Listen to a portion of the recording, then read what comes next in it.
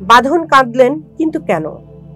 দেশের প্রেক্ষাগৃহে প্রদর্শিত হচ্ছে বাঁধন অভিনীত এশা মার্ডার কর্মফল। ছবিতে অভিনয় করে নতুনভাবে এখন আলোচনায় রয়েছেন তিনি। দর্শক টানতে ঢাকা শহরের বিভিন্ন প্রেক্ষাগৃহে ছুটছেন এই অভিনয় শিল্পী। তেমনি এক প্রচারণায় গিয়ে নিজের আবেগ নিয়ন্ত্রণে রাখতে পারলেন না বাঁধন, কাঁদলেন। এরপর আবার সামলে নিয়ে কথা বলেন। খুনের রহস্য উদ্ঘাটনের গল্প নিয়েই সিনেমা এশা মার্ডার কর্মফল। ঈদুল আজহায় সিনেমাটি 6টি প্রেক্ষাগৃহে মুক্তি পেয়েছে।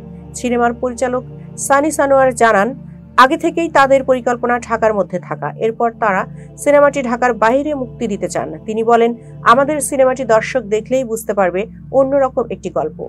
সব শ্রেণীর দর্শকের জন্য গল্পটি হলেও মাল্টিপ্লেক্সেই আমাদের প্রথম টার্গেট। পরে আমরা পরিস্থিতি বুঝে ঢাকার বাইরে মুক্তি দেব। এশা মার্ডার কর্মফল ছবিটি ঢাকার বাইরে সিঙ্গেল স্ক্রিনে মুক্তি দেওয়ার আহ্বান জানালেন অভিনয়শিল্পী বাঁধনও। ঈদের দিন থেকে সিনেমাটি দেখা যাচ্ছে সিনেপ্লেক্সে। প্রতিদিন দর্শক প্রতিক্রিয়া জানতে বিভিন্ন হলে ছুটে যাচ্ছেন বাঁধন। দর্শকদের ইতিবাচক সাড়া দেখে সিঙ্গেল স্ক্রিন কর্তৃপক্ষকেও ছবিটি প্রদর্শনের ঝুঁকি নেওয়ার অনুরোধ জানিয়েছেন বাঁধন। এতক্ষণ বার্তা বৈঠকের সাথে থাকার জন্য ধন্যবাদ। নতুন নতুন তথ্য সংবাদ পেতে বার্তা বৈঠকের ইউটিউব চ্যানেল ও ফেসবুক পেজের সাথেই থাকুন।